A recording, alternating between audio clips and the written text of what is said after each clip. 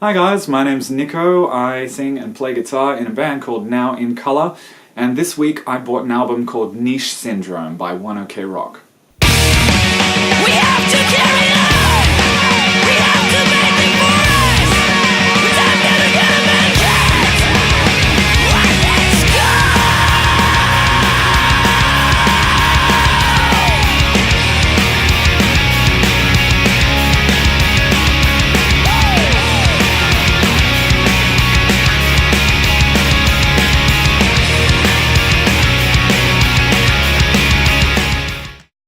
Pastime has no meaning for us, it's not enough. Will it make it better or just stand here longer? Say it, we can end here till we can get enough. 絶対的根拠は嘘だらけ、いつだってあるのは僕の自信や不安をかき混ぜた弱いようで強い僕 This is my adjustment, got nothing to say. もしも他に何か思いつきゃそうこういうさ完全感覚ストリームが僕のなさ We'll say it, we'll say it あればあるで聞くが今は Hold on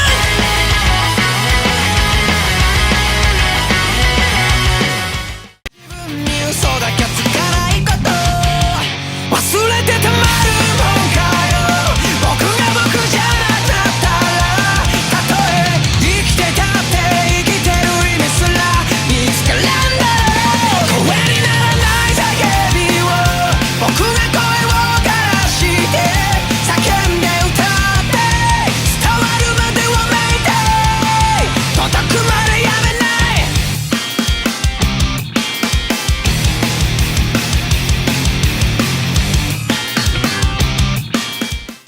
いよなそんな人間になりたいやりたいって思いながら響けてる100点じゃないこの僕に100点つけるのは他でもない僕自身がそれがどうだっていいんだ人は人の姿に涙こぼしたりそういう気だってもらって生きてるんだ大切なのは自分が自分であること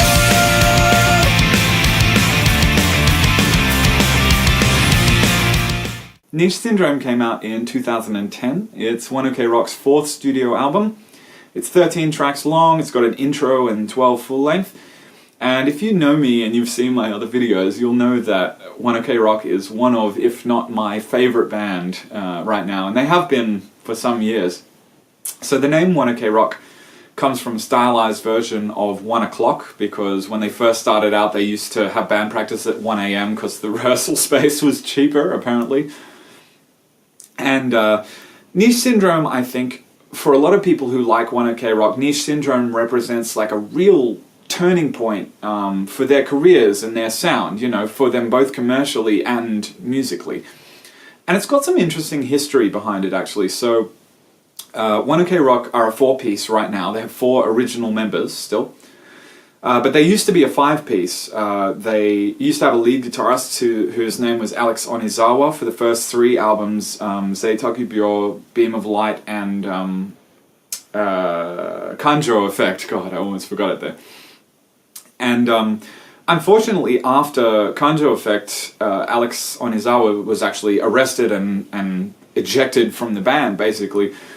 So the rest of the members were in the situation where they had to figure out how to play 3 albums worth of material that had a lead guitarist as well, with just only 1 guitar. And I believe the bassist Ryota was even considering changing from bass to guitar and having them find another guitarist, and I'm really glad that he didn't, because that guy is an absolute monster of a bass player, although I'm sure he would have been great on guitar as well. But yeah, within the context of all of that, Niche Syndrome feels like the point at which they figured out who they were, and they figured out where their sound was supposed to be.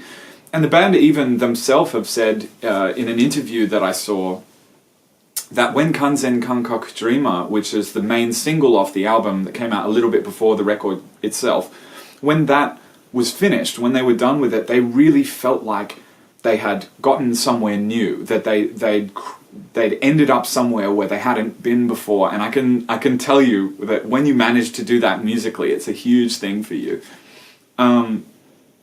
So in terms of the actual record, the musical content of the record itself, I guess you would just classify it as a very high energy, upbeat rock or punk rock record. But I really think that that kind of genre description is doing a bit of a disservice to this album, because it has all of the best elements of J-rock as a subgenre, in my opinion, but it is just so musically interesting, and every single one of the members in the band is just operating at such a high level the whole time. One of the things I love about this record is that it's mixed and produced in a way where at all times you can hear so much of the personality of each individual member. You can hear the bass, you can hear the guitars, you can hear the drums, you can hear the vocals, always. And I love when records manage to pull off that kind of thing effectively. Of course, it's still well produced and it sounds big, it sounds like a nice shiny studio record, but it doesn't compress out the emotion in the instrumental playing, which I love. It's just, there are so many points on the record where it sounds like it's just four people in a room playing together. And I think that kind of feeling really helps close the emotional distance between you and the band. You feel a bit closer actually being able to hear the little minutiae of their playing. It really helps a lot. So apart from the instrumentals, they're just absolutely fantastic songs. There are just some really solid songwriting on there. As much as it's become like, a meme for them as their most popular song, the ballad Wherever You Are is just a beautifully written rock ballad. Jibun Rock and Kanzen Kankaku Dreamer are just absolute triumphs of like high energy punk rock. And there's enough variation over the album. I often say this, and you'll find that the albums that I like the most often have this characteristic where there's enough variation over the album that it keeps it really interesting and you can keep coming back and digging more and more. But it's consistent enough over the record that you can drop in anywhere and immediately it feels... You know what this record sounds like, and you drop in anywhere and it's got that thread of that same sound, that consistency the whole way through.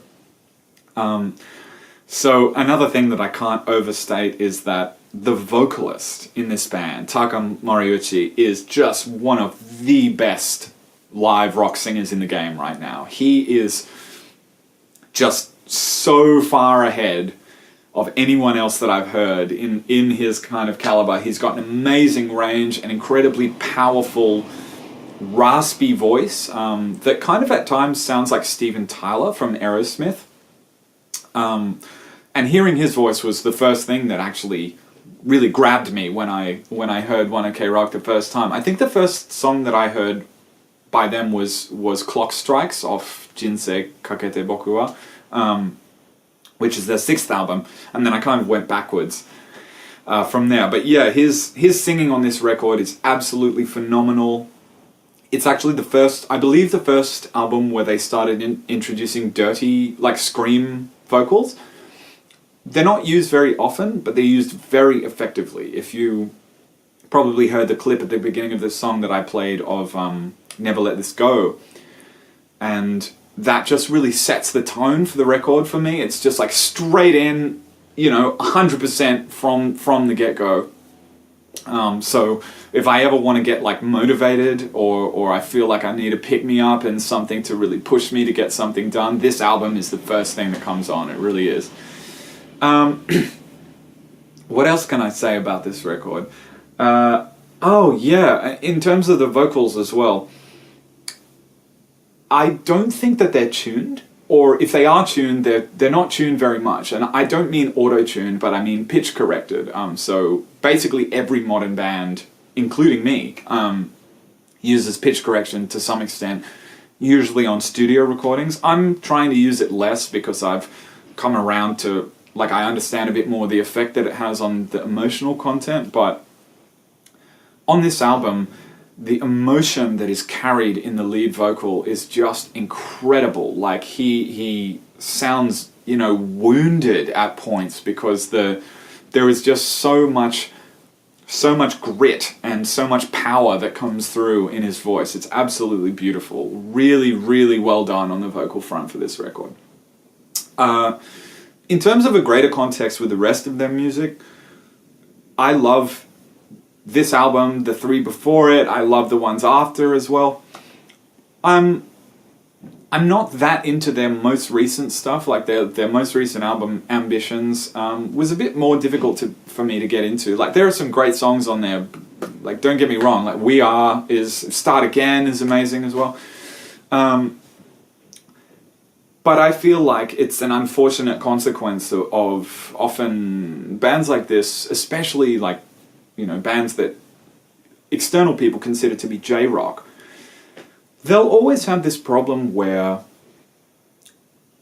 a lot of them feel like they need to be accepted by a Western audience in order to be able to say that they really made it. And I can totally understand that. And One OK Rock at the moment they're pushing super, super hard to expand their audience outside of Japan, because basically these guys just conquered Japan. Like, you should see the videos of, like, the biggest gigs that they played in stadiums. It's just insane. It's mind-blowing how many people are at these shows. So I totally understand that, but I think that at least with just the most recent record that they made, I feel like in order to expand it out to the palates of a Western audience, they lost a little of what I personally liked about the records in the first place.